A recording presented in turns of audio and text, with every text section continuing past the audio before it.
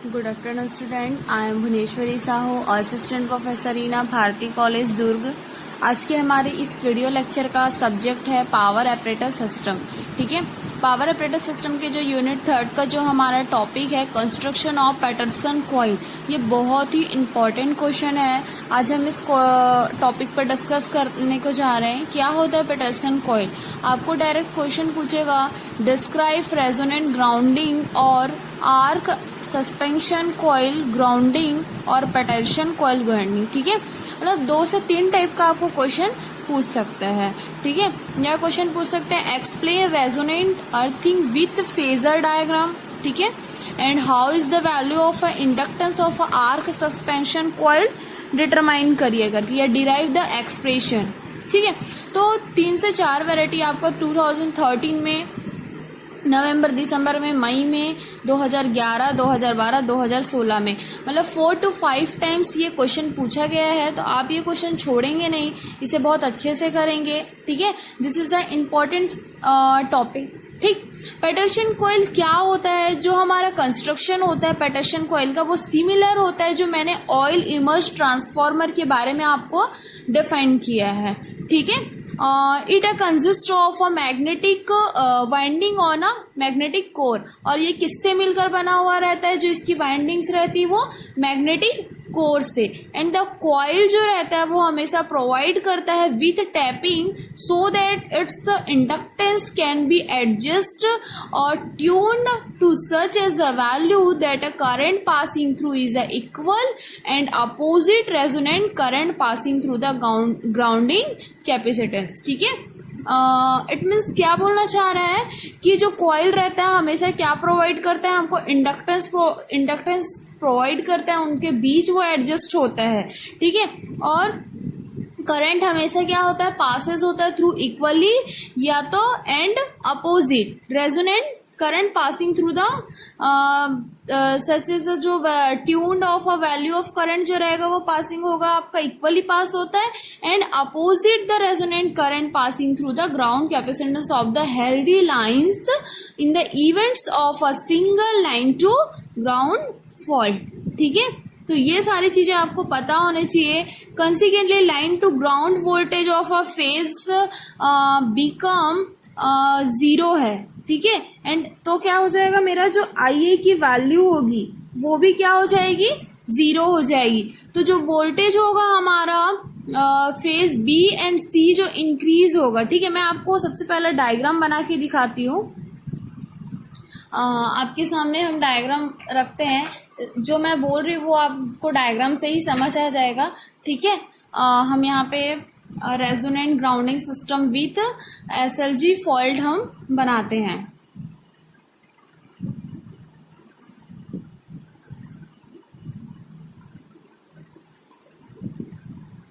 ये किस चीज का साइन है? इंडक्टेंस। ठीक है,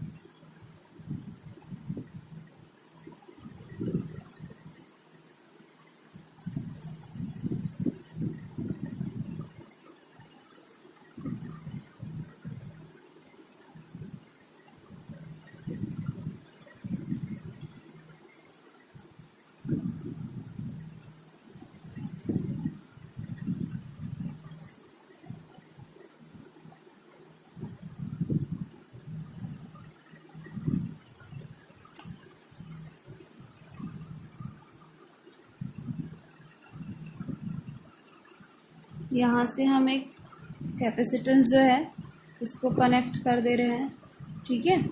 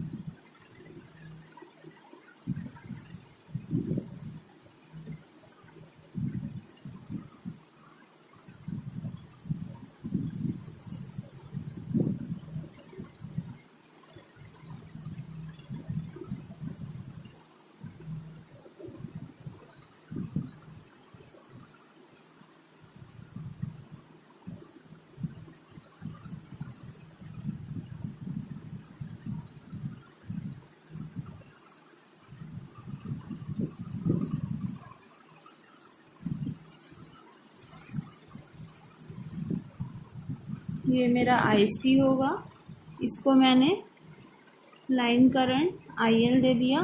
ठीक है, नेमिंग करेंगे हम इसको मैंने A और इसको मैंने दे दिया है कैपेसिटेंस CB, और ये मेरा हो जाएगा CC। ठीक है, और ये होगा IC2, है ना, और ये क्या हो जाएगा, इसको मैंने, ये जो है आपका जो लाइन है ये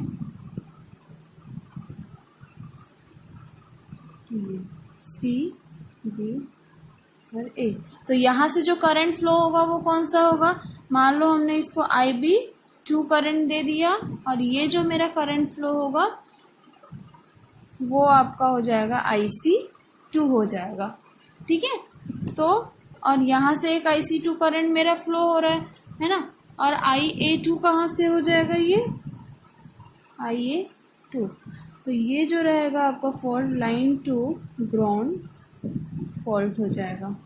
ठीक है, फिगर किस चीज़ का है आप यहाँ पे मेंशन करेंगे, resonant grounding system, resonant grounding system with SLG fault. ठीक है, तो यहाँ तक चीज़ें आप लोगों को समझ में आई, कैसे हम इसको यूज़ करेंगे।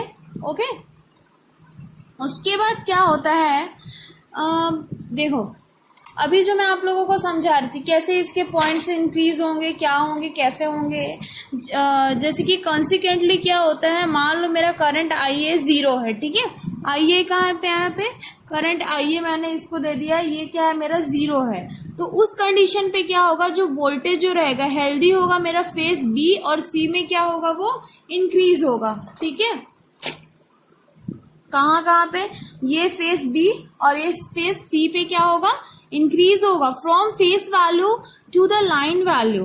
ओके, तो ये सारी चीजों को आपको ध्यान में रखना है, ये सारे फैक्टर्स को। उसके बाद क्या बोलता है, current through the capacitance CB and CC becomes IB2 and IC2, the current IB2 lead करेगा। ठीक है, करंट देखो यहाँ पे मेरा जो IB2 है वो क्या करेगा, यहाँ पे लीड करेगा, कितना लीड करेगा ये हमको ध्यान रखना, और किससे वो लीड करेगा। ठीक है, VB A से लीड करेगा बाय 90 डिग्री, एंड IC2 जो रहेगा वो भी लीड करेगा किससे, VC A से बाय 90 डिग्री। ठीक है, तो ये आपको क्या होना चाहिए, ध्यान में रहना चाहिए, क्या क्या चीजें हैं, कौन सा लीड कर रहा है, क्या कर रहा है। और यहाँ पे हमने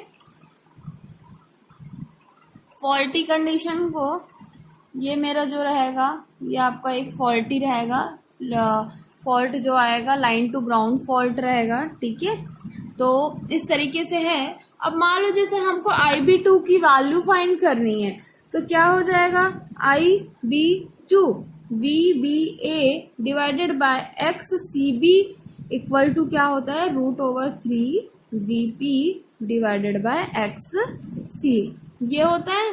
ठीक है, और IC2 की वैल्यू कैसे निकालेंगे हम लोग, IC2 इज इक्वल टू यहाँ पे VCA हो जाएगा एंड XCC हो जाएगा, तो ये किसके इक्वल हो जाएगा, √3 VP एंड XC के इक्वल हो गया।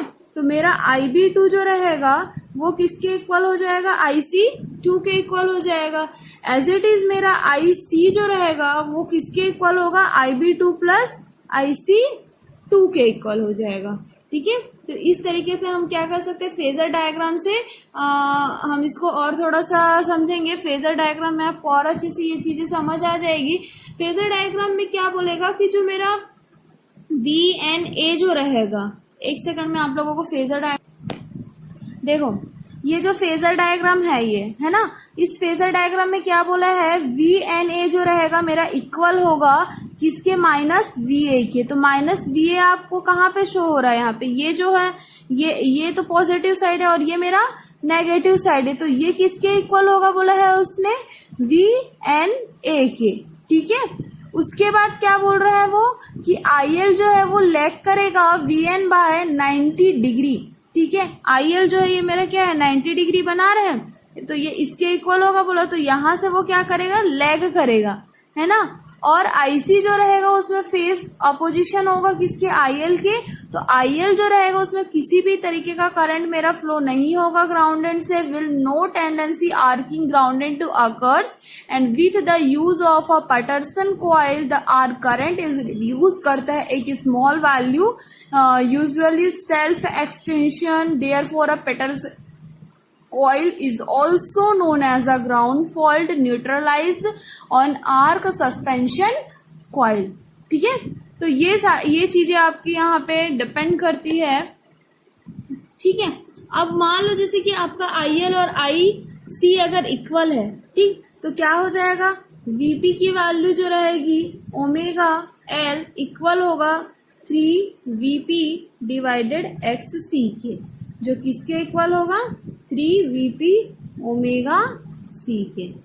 ठीक है, और L इक्वल टू क्या होता है वैल्यू, 3 ओमेगा स्क्वायर C, तो ओमेगा की वैल्यू क्या हो जाएगी यहाँ पे 1 डिवाइडेड बाय 3C। ठीक है, बट द रिलेशनशिप जो रहता है उससे also the condition resonance is at the supply frequency at radian per second when a capacitance of 3 microfarad में तो नहीं लेंगे हम, सिर्फ 3C फैरड इसे कनेक्टेड होगा मेरा सीरीज में विथ ऑन इंडक्टेंस जो रहेगा वो हेनरी में, तो हमको ये भी ध्यान में रखना है। ठीक है, एंड कंडीशन जो रहेगा branching of a arc of the fault point is that the reactance resonant condition capacitance जो रहेगा उस पर डिपेंड करेगा। ठीक है, पैटरसन कॉइल हमेशा किस पर डिपेंड करेगा, operation on a such as adjustment to a reactance, तो रिएक्टेंस मेरा क्या हो जाएगा, omega L is equal to omega L equal to क्या हो जाएगा, ओमेगा 3C, ये मेरा क्या होगा, रिएक्टेंस हो जाएगा।